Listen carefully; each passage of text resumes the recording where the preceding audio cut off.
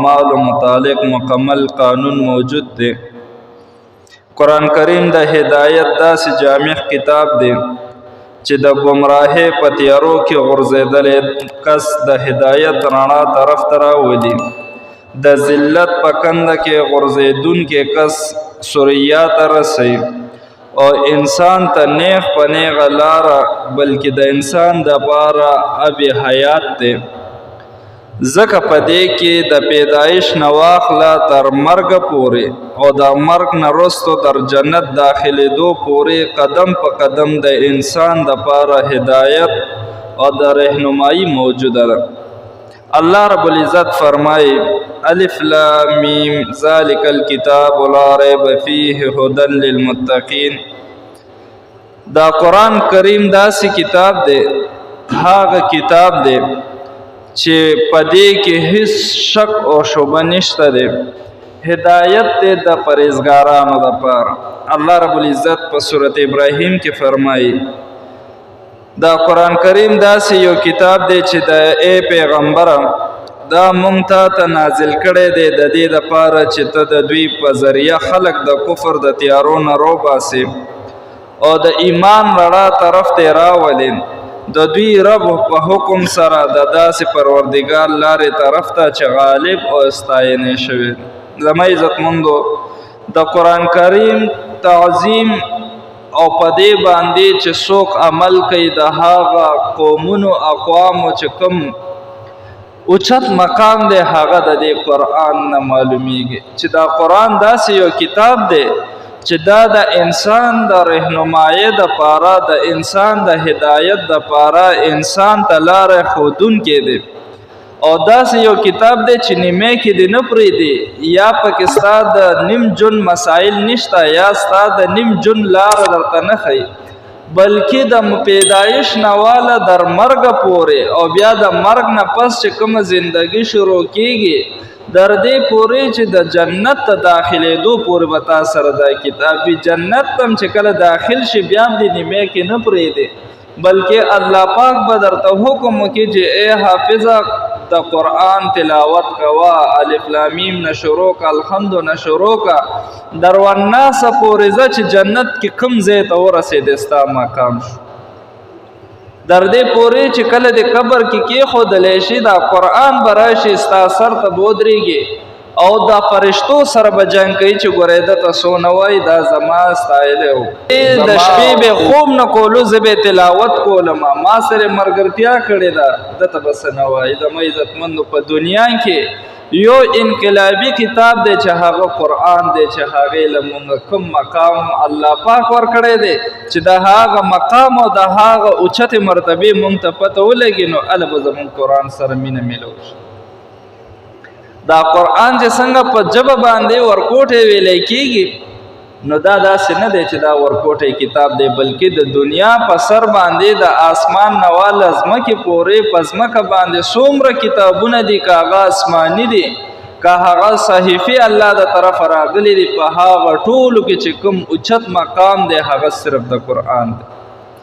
د دې د وجې نه الله پاک فرمایي چې ای خلکو تاسو د خپل رب طرف نه نصیحت راغلی دی په سینو کې چې ستاسو کومه بیماري ده د هغې دپاره شفا ده، د مؤمنانو دپاره هدایت او رحمت دی. دا قرآن انسان ته حق لاره ښیي، نیغه لاره ښیي. الله رب العزت د داسې خلکو په باره کې فرمایي بېشکه دا قرآن کریم هغه لاره ښودونکی دی کومه چې بلکل نیغه حق لار ده او زیری ورکوي هغه مؤمنانو ته کوم چې نیک کارونه کوي، بېشکه د دوی دپاره ډېر لوی اجر مقرر. قرآن هغه کتاب دی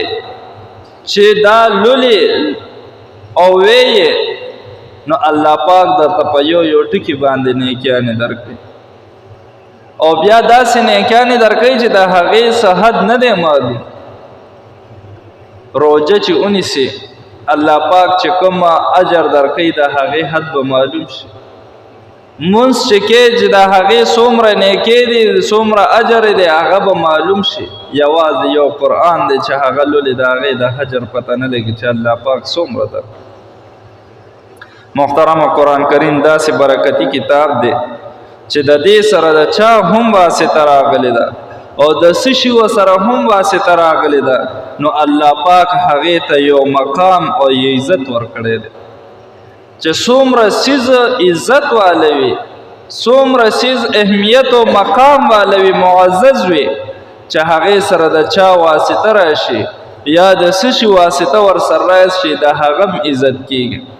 لکه اوس قرآن عزت والی دی نو چې د دې څه سره واسطه راغلې ده څه شي سره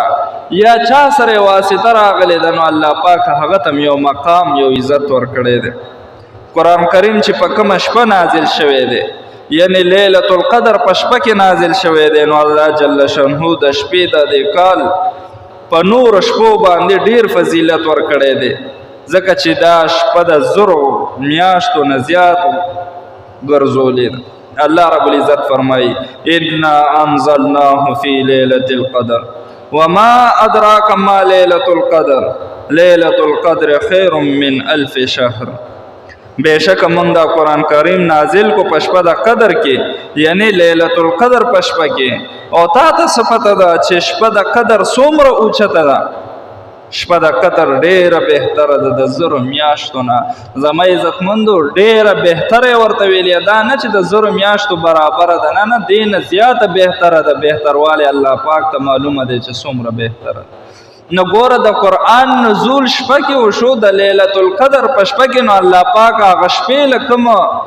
عزت ورکو کم مقام ورکو کم مرتبه هغه شپې له ورکا ولې د قرآن سره نسبت راغو ولې د قرآن سره مناسبت راغو ولې د قرآن له الله پاک په دغه شپه کې را نازل کړی دی نو د نور شپو نه ډیره بهتره کړ قرآن کریم چې په کومه میاشت کې نازل شوی دی یعنی رمضان المبارک په میاشت کې نو الله جل شانه دې میاشت د کال په نور میاشتو باندې ډیر فضیلت ورکړی دی الله رب العزت فرمایي شهر رمضان الذي انزل فيه القرآن میاشت د رمضان هغه مبارک میاشت ده چې په دې کې قرآن کریم نازل شوی دی ګوره هغه شپه وه الله پاک د کال د شپو باندې ول فضیلت او اهمیت ورکو چې د زرو میاشتو نه زیاته کړ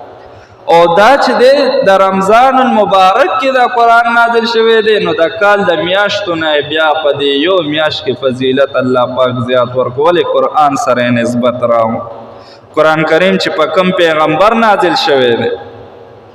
یعنی محمد رسول الله صلی الله علیه وسلم باندې نو الله جل شانه دې ته په ټولو انبیاء کرامو بلکې په ټول کائنات باندې ډیر فضیلت ورکړی دی دوی ته امام الانبیاء سید الاولین والآخرین رحمت للعالمین اور در قیامت پورې د انسانانو د پاره هادي ګرځولې دی جسمانی معراج ورته نصیب کړی دی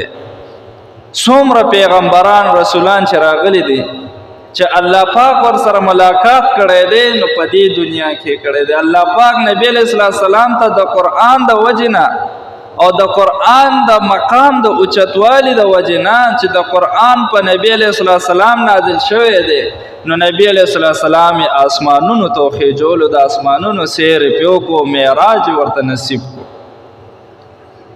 د ختم نبوت تاج نبی علیہ السلام ته په سر کو چې دنه پس په بل پیغمبر نه راځي او در قیامت په ورځ شفاعت کبرا ورته نصیب کا شفاعت کبرا دا چې کله د قیامت ورځ وي سخت ګرمي وي زمکه به د اوسپنې شوي نور باندې زره ګوشوي دا نه به تیز نور وي چې د خلکو دماغ به پکې خټ کېږي در دې پورې چې در خپو پورې څومره دي دا ټول به سوځېږي او هغه ورځ به داسې وي چې هر یو پیغمبر به په خفګان کې وي په ژړا کې وي چې د ورځ به څنګه تېري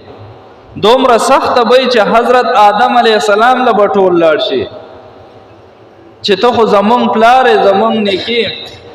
مونږ باندې سختی ده دومره تکلیف ته تله الله پاک ته ورشه چې دا قیامت د ورځ چې کوم دا آسان کې حساب کتاب شروع شي حضرت آدم علیه السلام به ورته عذر پیش الله پاک ته به نشي مخامخ کېد در دې پورې چې یو پیغمبر ته به ورځي هغې به نشي ورتلی در دې چې ټول پیغمبران او ټول امتیان به نبی کریم صلی الله علیه وسلم ته راشي چې الله پاک ته وایي چې حساب کتاب شروع کا او بیا په هغه ورځ باندې چې الله پاک نبی علیہ السلام ته څومره شفاعت ورکړي چې ته د چا شفاعت کې نو ته کوه. دا ولې د قرآن د وجې نه چې الله پاک نبی علیہ السلام باندې قرآن نازل کړی دی. قرآن سره وابسته راغلی دا، قرآن سره واسطه راغلی دا، الله پاک دومره غټ مقام ورکړی دی. قرآن کریم چې په کومو سینو کې محفوظ دی دوی ته د دې یا د